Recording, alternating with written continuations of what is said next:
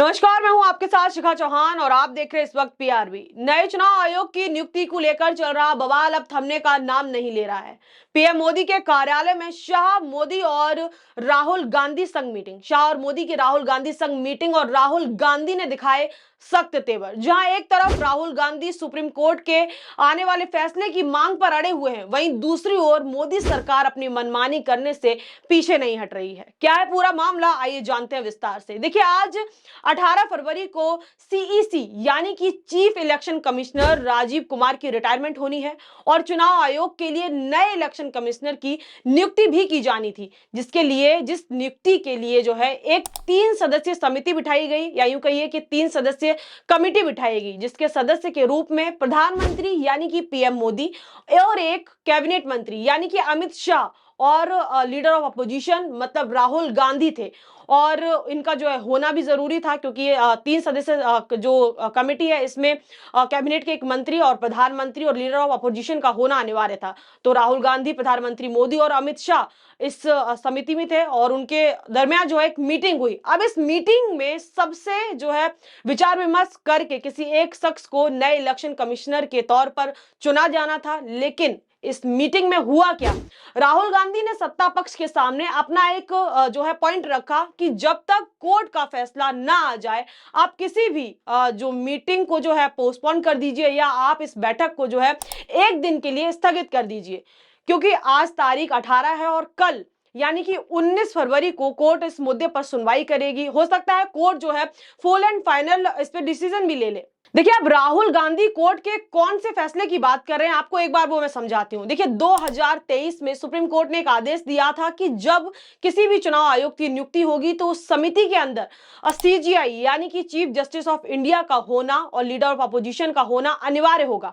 लेकिन मोदी सरकार ने बड़े ही चालाकी से इस जो ये आदेश था, इसके विरुद्ध संसद में एक बिल लाकर जो है सुप्रीम कोर्ट के इस पूरे आदेश को पूरी तरीके से जो है पलट दिया और इस समिति से चीफ जस्टिस ऑफ इंडिया को गायब ही कर दिया। अब इसी मुद्दे पर कांग्रेस ने मोदी सरकार के खिलाफ कोर्ट में एक याचिका दाखिल की, जिसके अंदर समिति में एसजीआई यानी कि चीफ जस्टिस ऑफ इंडिया का होना अनिवार्य होना चाहिए, जिसकी सुनवाई कल यानी कि 19 फरवरी को है होनी है। हालांकि मोदी सरकार की तरफ से नए चुनाव आयुक्त के नाम पर पूरी तरीके से जो है मोहर लग चुकी है। ज्ञानेश कुमार को अगला इलेक्शन कमिश्नर जो है बनाया जा चुका है। लेकिन अब आपको बताती हूँ कि ज्ञानेश कुमार आखिर हैं कौन। देखिए, ये जो है अमित शाह के बहुत करीबी बताए जाते हैं और भाजपा सरकार के बहुत वफादार बताए जाते हैं। देखिए, अगर हम बात करें धारा 370 की या हम राम मंदिर जैसे बड़े बड़े मुद्दे पे बात करें, इन्होंने जो है सरकार के साथ मिलकर काम किया है। और देखिए, गृह मंत्री अमित शाह, गृह मंत्रालय में जो है अमित शाह के साथ जो है इन्होंने काम किया, उनके साथ काम करने का इनको एक्सपीरियंस है। तो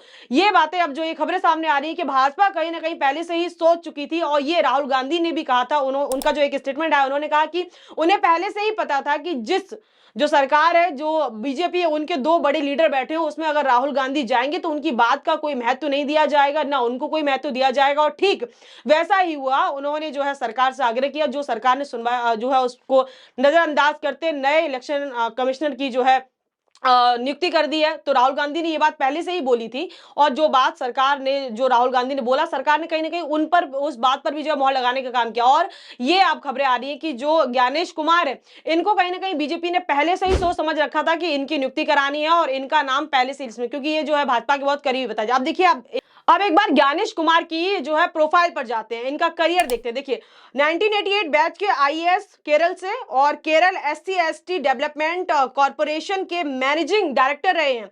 चुनाव आयुक्त बनने से पहले गृह मंत्रालय में एडिशनल सेक्रेटरी रहे हैं। संसदीय कार्य गृह मंत्रालय में सेक्रेटरी रहे हैं। मंत्रालय जो कार्य मंत्रालय है उसमें जो है सेक्रेटरी रहे हैं। यूपीए सरकार के दौरान रक्षा मंत्रालय में भी तैनात रहे। तो इनको जो है काफी एक्सपीरियंस और जो भाजपा के जो है काफी करीबी बताए जा रहे हैं अभी राजीव कुमार। देखिए, अब सबसे बड़ा सवाल ये उठ रहा है कि इनकी जो ज्ञानेश कुमार है, इनकी रात में और एक दिन भी सरकार पे नहीं रुका गया। ऐसी क्या मजबूरी थी कि प्रधानमंत्री मोदी और गृह मंत्री अमित शाह को एक दिन भी नहीं रुका गया और इनकी फट से जो है आनन फानन में इनकी नियुक्ति करा दी गई। अब इस फैसले को लेकर कल कोर्ट में सुनवाई होनी है। आपको बता दें कि इससे पहले भी राष्ट्रीय होम्योपैथी आयोग के जो अध्यक्ष चुने गए थे, उनको लेकर उनका इस्तीफा ले लिया गया है सुप्रीम कोर्ट की तरफ से। क्योंकि देखिए, अगर सुप्रीम कोर्ट की बात करें तो सरकार के खिलाफ अब सुप्रीम कोर्ट का भी जो रुख है बहुत सख्त नजर आ रहा है। एक तो देखिए जो होम्योपैथी के अध्यक्ष थे, आयोग के जो नए अध्यक्ष वो भी जो है बीजेपी के द्वारा चुने गए थे, उनका इस्तीफा लेने का काम हुआ है। 3 दिन पहले ही उनका इस्तीफा लिया गया। उससे पहले भी अगर बात करें एमपी एमएलए कोर्ट का जो मुद्दा सामने आया था कि जिन एमएलए और एमपी पे केस चल रहा है वो अभी जो है सदन में कैसे, उसको लेकर भी सरकार ने चुनाव आयोग जो माफ कीजिए सुप्रीम कोर्ट ने चुनाव आयोग और सरकार को नोटिस भेजा था जवाब देने का। उस पर भी जो सुप्रीम कोर्ट की तरफ से प्रक्रिया आई थी कि अगर सरकार जवाब नहीं देती तो जल्द से जल्द जो है वो उस पर कार्रवाई करने का आगे काम करेंगे। तो बीते दिनों लगातार सुप्रीम कोर्ट की तरफ से सरकार को लेकर सख्ती देखने को मिल रही है। अब सबसे बड़ा सवाल ये उठ रहा है कि कल जिस मुद्दे पर सुनवाई होनी है, उस मुद्दे पर अगर फैसला सरकार की तरफ नहीं आया, अगर फैसला जो है सरकार की तरफ उसका झुकाव नहीं हुआ, तो क्या ज्ञानेश कुमार से भी जो है होम्योपैथी के अध्यक्ष जैसे कि डॉक्टर खुराना से इस्तीफा ले लिया गया, वैसे ही तो क्या ज्ञानेश कुमार से भी इस्तीफा ले लिया जाएगा? क्योंकि कल जो कार्रवाई होने के उसको लेकर अब जो है लोगों की निगाहें टिकी हुई कि सरकार जो सुप्रीम कोर्ट है उसकी तरफ से क्या फैसला आता है। अब इस मुद्दे को लेकर क्या कुछ हेडलाइंस चल रही हैं और आर्टिकल्स क्या कुछ आ रहे हैं वो भी एक बार आपको पढ़ के सुनाती हूँ। देखिए पहला आर्टिकल देखिए टीवी9 का। देश के नए मुख्य निर्वाचन आयुक्त की नियुक्ति के लिए चयन समिति की सोमवार को बैठक हुई। पीएमओ में हुई इस बैठक में पीएम मोदी, लोकसभा में नेता प्रतिपक्ष और गृहमंत्री के साथ राहुल गांधी शामिल हुए। सूत्रों का कहना है कि इस बैठक में राहुल गांधी ने कहा कि